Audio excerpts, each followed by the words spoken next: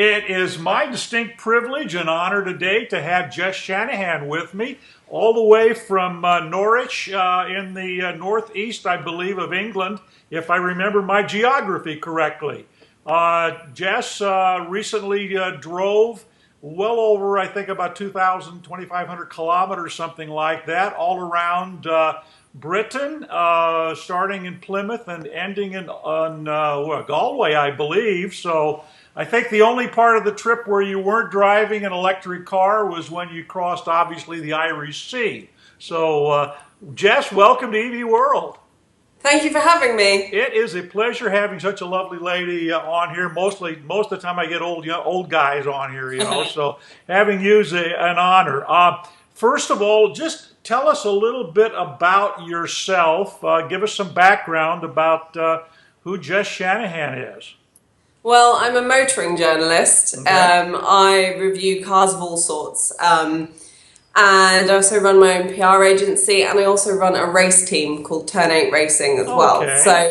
So I'm always doing things with cars. I've always loved cars, always loved motorsport. But the thing that gives me the most joy is traveling, and particularly road trips. And I've done a number of interesting ones in the past before this one. For example, I drove 2 cats all the way from Norwich in the UK to Sweden in one day. Okay. Just because their owner moved to Sweden and couldn't afford to fly them out there. And as a cat person, I went, no, I'm not having that. You need to have your cats with you. So I, with the help of one other person, drove them over there. It took 19 hours, but it was great fun. Okay, so from North, did you take the ferry on any of that, or did you drive down to the Channel across and then over through Denmark? Across to France, and then we got a ferry from Germany to Denmark, where we took the cats in their carriers on the ferry deck, and people were in all different languages were just shouting, cat or kitty or whatever. Right. I think it's normal to see dogs up on the deck of a ferry, but not little cats. So yeah, that was a really good trip. Okay. And what did you drive that in? Obviously, it must have been a petrol car. Yeah, it was in my Fiat Punto, which is just the car I had at the time. Okay. Just at a time when I was thinking about getting rid of it, but then it managed to do this amazing trip, and I got really attached to it, as I do with any car that I go on a road trip in. So I was quite excited to get rid of that car, having done such an epic journey. So basically, you've been this is not a disparaging remark, you've been a petrol head for a while. Yeah. So what attracted you to taking a Kia Soul electric cars, Kia Soul EV, and driving it on this, I'm going to call it Route 57, and we'll explain what that is in just a moment. What in the world possessed you, girl, to do that? Well, I like cars and I like traveling. Although I am a petrol head, I'm interested in the technology and the infrastructure and everything behind electric cars. So when I was discussing Route 57 and it came up that maybe we could do it as eco-tourists, I kind of jumped at the chance to get behind the wheel of the Kia Soul EV. And yeah, definitely don't regret that decision. Yeah. All right. So how did this come about then? Did Kia approach you, or did Jury Hotels approach? I mean, how did the idea evolve? Yeah, the route itself is kind of the brainchild of Jury's Inn's Hotels. Because they have all this local knowledge and all these hotels all around the British Isles, they thought, you know what we'll do? We'll put together a road trip that takes in the best bits. So I kind of worked with them and got talking to them about the route and how I wanted to do it. And after some discussions, we decided there was this great chance to promote the electric charging infrastructure in the UK and Ireland. So that's that's where we went with it. Okay. So you've got, obviously, I mean, up in Norwich, you've got I believe near there somewhere is the Nissan plant that builds the Nissan Leaf. You've got a number of other options there. I assume you probably could have found a Tesla, to borrow. And obviously you're not the first person to sort of do this. There was the John O'Groat to Land's End. What was that, about a couple of years ago? I think one of the locals there hopped in their their Tesla Roadster and drove that. Yeah. So why did you settle on the Kia? Well, we were in talks with Nissan and Tesla about it, and Tesla didn't have the resources to give a car forth for a 3-week trip, Right. So we couldn't go with them, which was a real shame because that's the car I really want to drive. Right. With Nissan, it just kind of didn't go anywhere. And before we could kind of finalize things with them, we got talking to a company called Drive Electric. Okay. Which they're a personal leasing company that are kind of a part of a company called Fleet Drive. And we got in touch with them about kind of partnering and did they want to be involved in the trip because they're trying to push the fact that they now do personal leasing for electric vehicles. Right. So they said that they wanted to be involved and that they thought the best car for the job would be the Kia Soul EV. So obviously we took their advice, said, okay, these electric cars. We got the Kia Soul EV and it was amazing and I can't thank them enough for coming on board and giving me a car that I got quite attached to. Right, okay. Probably they didn't let you keep it though, right?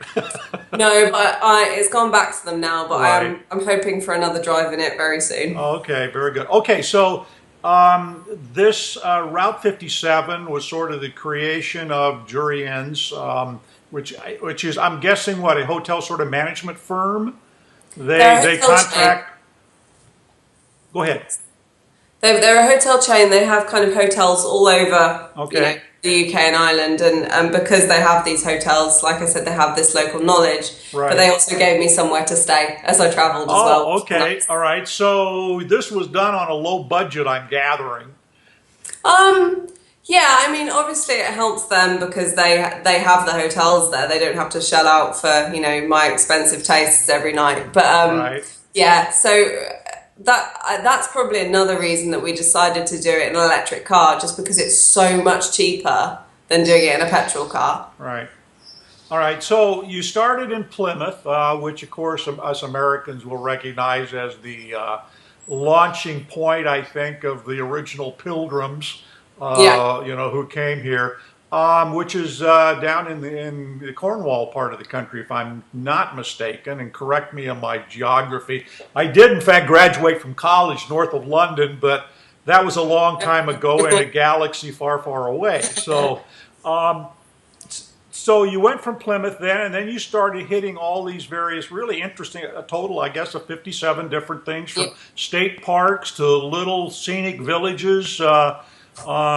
So tell us a little bit about some of the things you saw and what it was that you found most compelling. There was so much. The trip is designed to be so varied. So, as you said, we started in Plymouth, which is in the southwest of England. We travelled along the south coast, stopping at various places. Brighton was a particular highlight at that stage. I drove the Kia through central London, which I did to kind of get over a fear of, driving in a big busy city, because I've done it before and I hated it. But the car you drive makes such a difference, because when I was in a car that I loved and that I enjoyed driving and found very easy, it was much better. But yeah, we went all over. Driving through the Brecon Beacons in Wales was fantastic.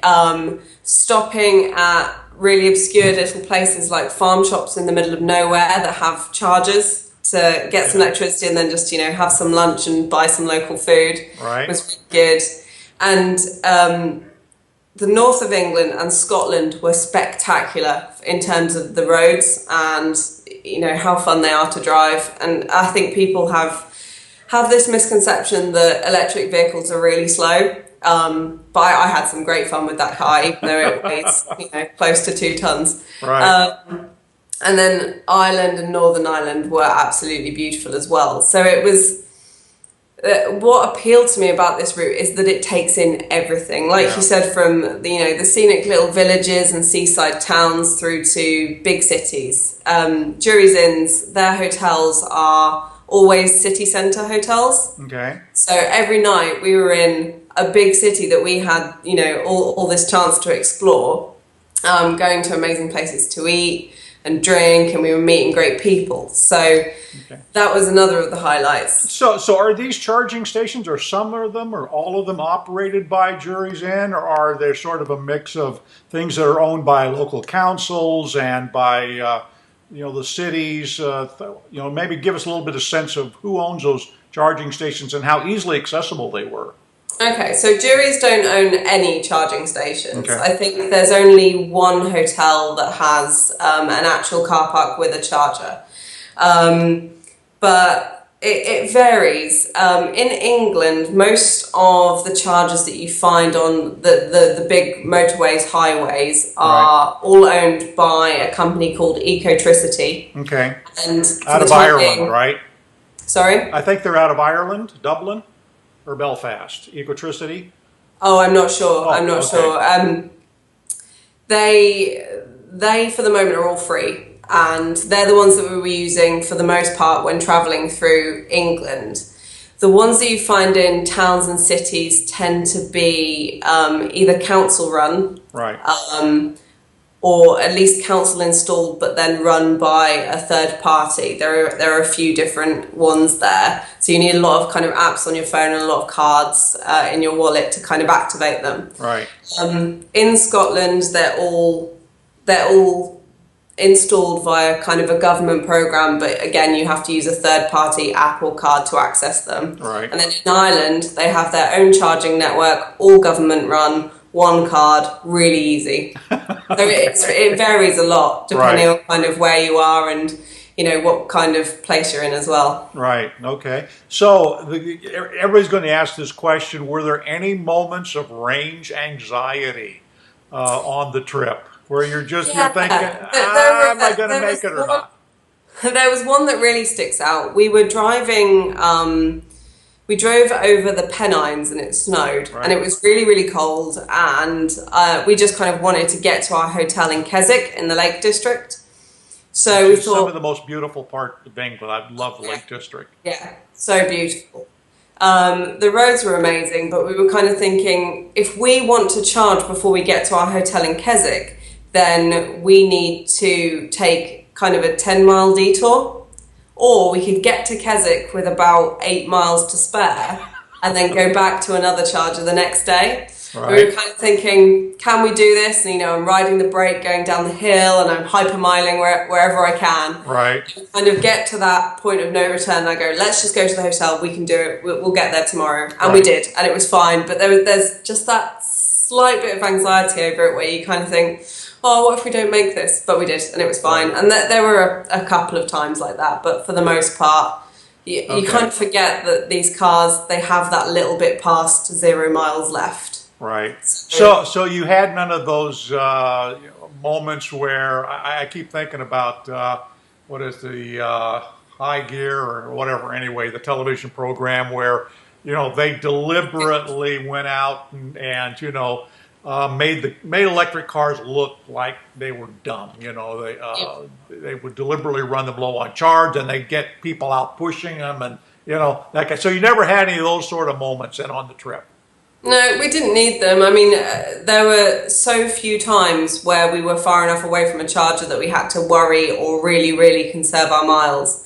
Generally, we were only doing distances each day of about 100 miles max. Okay. And wherever we went, there would be a charger. It was just kind of when we got into the hilly bits where there aren't chargers at the top of a mountain that you kind of had to be a bit more careful. But of course, then you're going downhill and you've got your regen braking. You're fine. Right, exactly. The highlight of the trip for you. What was the most memorable point of the trip? And by the way, did you do this on your own, or did you have a co-pilot, photographer, what? I did have a co-pilot who was supposed to be my co-driver, helping me to drive during the whole trip.